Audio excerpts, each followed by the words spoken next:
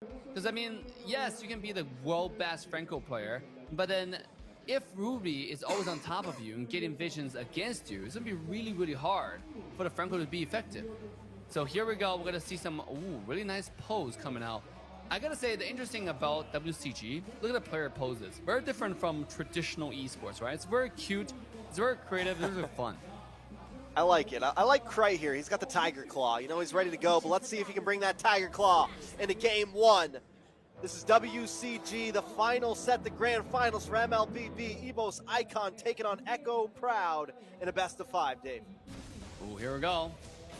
On the anti-defense invade, JP still want to walk in. You're being hit by 2 people. He's already down to 40%. Is it going to pop the flicker? Yes, he will, but oh my God, is he going to die here? Is JP going to go down? One more hit. First blood. Going over to Veldora. We see that happen a lot to JP, don't we? Yeah, I mean, this is just weird though. Like, there are 2 people in your face that you saw from miles away, right? You saw them come in, and they still forced it, right? Like, if you don't force it, oh, Zyda doesn't have the retry anymore. What's gonna happen? On the minion. He feels comfortable though. He still gets the orange buff. JP still in a little bit of trouble once again. Terrified, locked up. Van Strong gonna try to go for the finish here. JP just having a rough time. Wait, the petrify, the knockup. Oh. It's gonna be bad for Krite. Krite does take out JP, but will take a tower shot and fall. James able to pick up the kill. Van Strong force use the flicker just to get away, but Zyda, James gonna try to cut him off here. He's gotta go through it. Can they make it in time? James making the dash in, giving the lockdown, looking for the final. All Zyda needs is to fire 1 crab claw cannon and you can get it. Will he make it? No! Misses by a hair. And Veldora takes out James in the midst of this. Meanwhile, while you're laser focused on one target, at what cost? On the other side of the, the little team fight there, you have a Veldora just free hitting onto James the whole time. James didn't even get a chance. He was trying to chase down the Ruby, but look at what happens when you try to laser focus when you have narrow vision down to one person. You have James who's still level 3 at turtle spawning, and Zelda is already getting harassed. But Zyda already getting harassed by Veldora. Listen, we're 2 minutes in and this is messy. This is a dirty game right now and I'm feeling it and I'm liking it. This is brawlish and I'm ready to see where this ride takes us. Veldora getting low. Fragra Arma out. Sutrogen takes a turtle. Veldora still gets away. Now James on the run. Zyda able to use a deadly catch, but it does not save James today. James will fall. That's a 2. Wait a second. Make it a 2 because Outplay gets taken out by Dome on the boss side. Evos Icon coming in game 1 for revenge. Wow, they come in and swinging. 2,000 gold ahead already. And then look at the bottom side. Broly gonna get so much hit onto the tower here. And that's the thing, right? This is the strategy that I didn't understand coming from Echo Proud initially. It seemed like a hybrid. There wasn't like too much clear understanding of where they're going. And then the playstyle is also a little bit like interesting. Should I say? Because I couldn't understand the decision making, especially with JP. He died twice, and then both of the deaths can be evaded. It's not like he had to die or he had to try to tank some damage, soak up some skills to protect his teammates.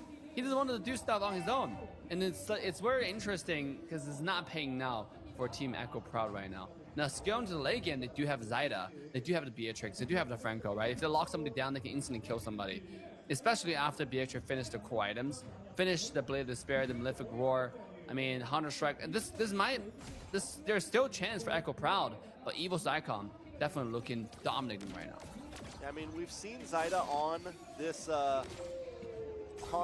main before. They used it up against Echo Loud, and it was when I was saying they had the perfect reactions.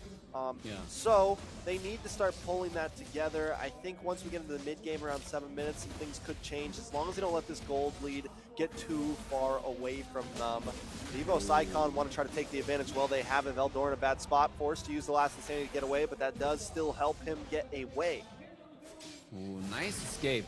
Nice decision to use the ultimate. Sometimes you just have to decisively pop the ult, because if you wait a little bit longer, they could just burst it. And if they burst it, then you're sitting duck. Then you have to waste the flicker. You just have to decide which one is more valuable.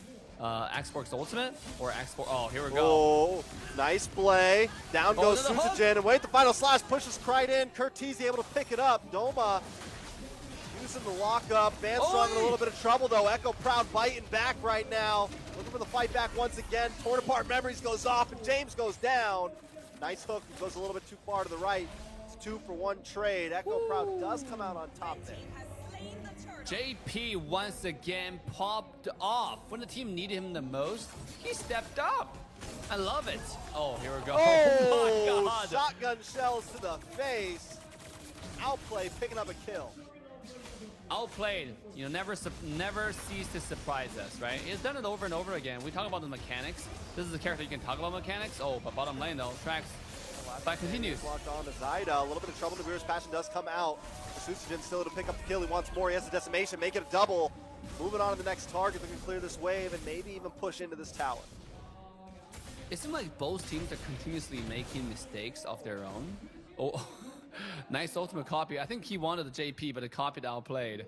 And now the ultimate is just going to become wasted. So, that's what I was saying. I feel like this is such a dirty, you said dirty, it's such a good word to describe this game. It's so messy.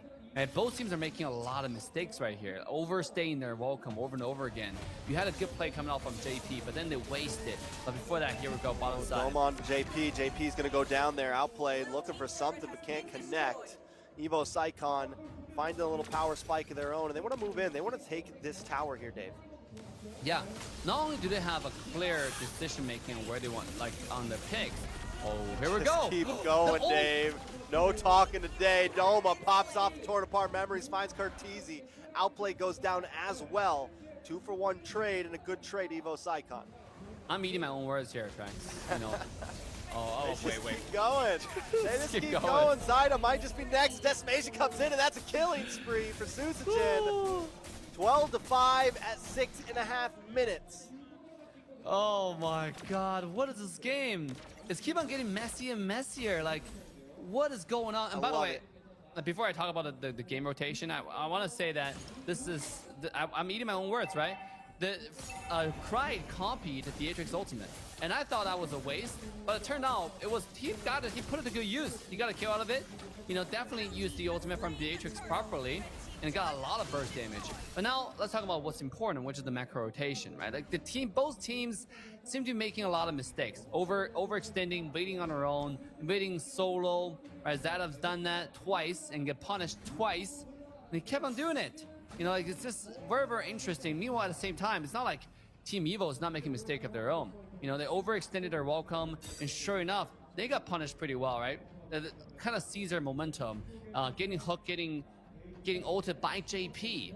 So over here, I think this game is who's gonna make the least mistakes and win, to be honest. At this point. Oh, here we go. Nice time offended with the flicker. Deadly catch comes out to try to force a disengage. Curtizi has to use the deadly waves just to get away, but Evos Icon continues to try to make these pickoffs. Whoo! So many playmakers this game. Arlot with the final slash, but he moves him right into the suppressor. Susujin goes down. Woo! Out comes the last insanity. They'll find Zyda. Now this purple buff should go to the side of Evos Icon. Watch for Krite hiding down this bush, waiting for someone to walk by. The hook does come in.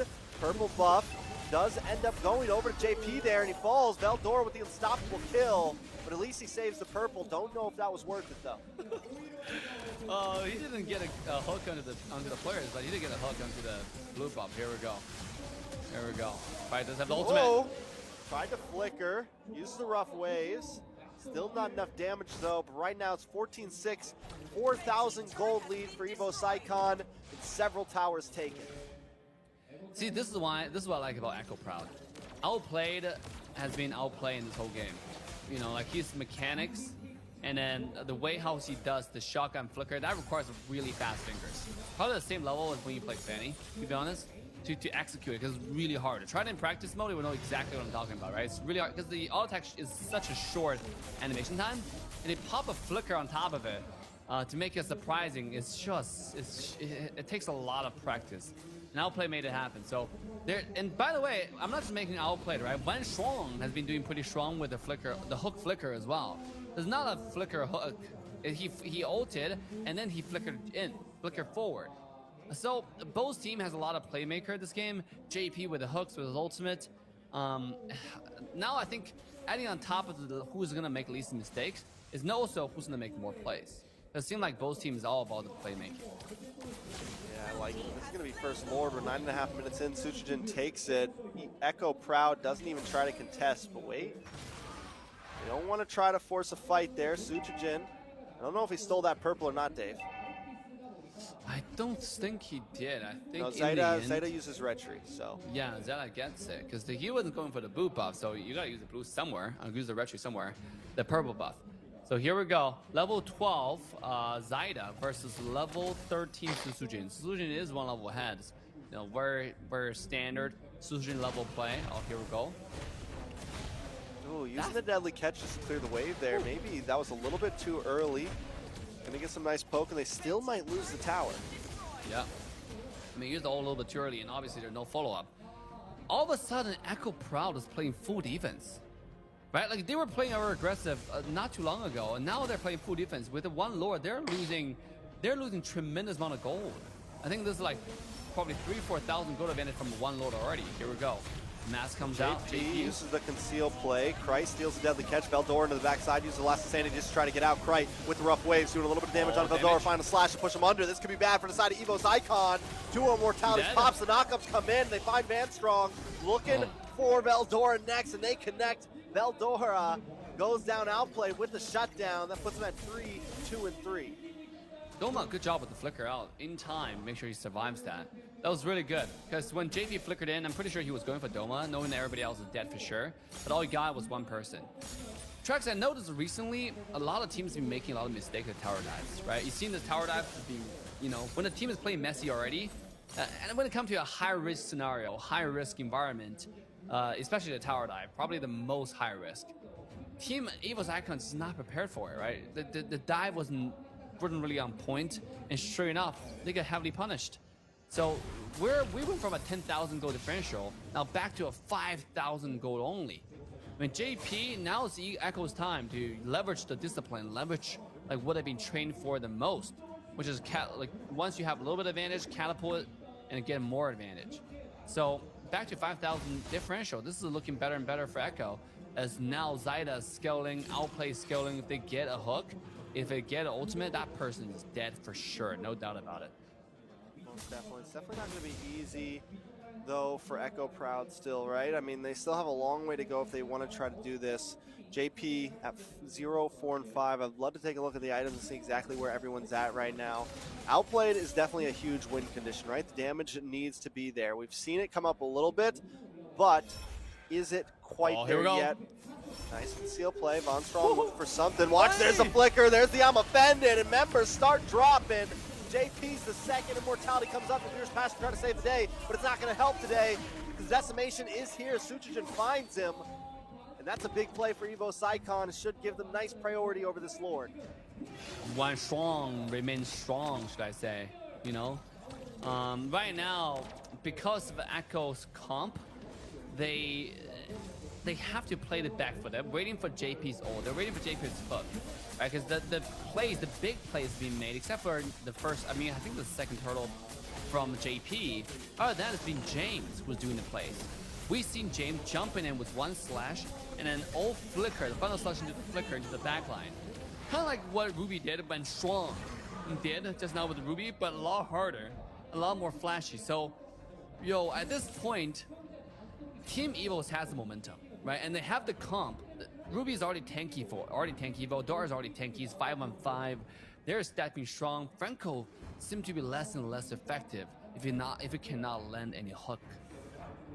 Yeah, he's gonna have to land something, and not onto something like Suchijin. He can't land it onto Veldora.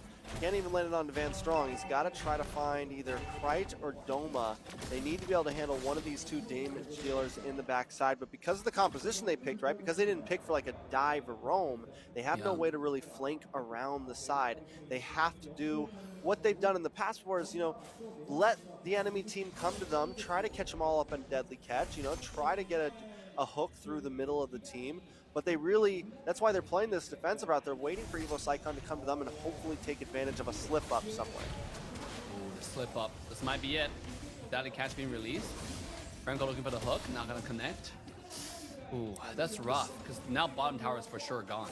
Oh yeah, this is going to be an enhanced Lord. It crashes right through. Evos Icon still on the prowl. Moving their way. Here comes the conceal play. Watch Mask. Van Strong. He's done it before. Oh, the He gets hook. hooked in though. Suppressed.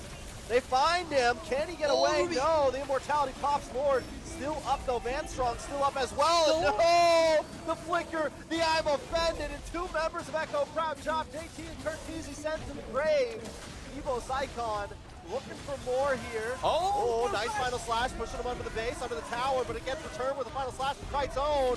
Four members dropping James all on his own now. And this will be it. Evos Icon coming back for revenge in game one. They're going to take it down. Evos Icon.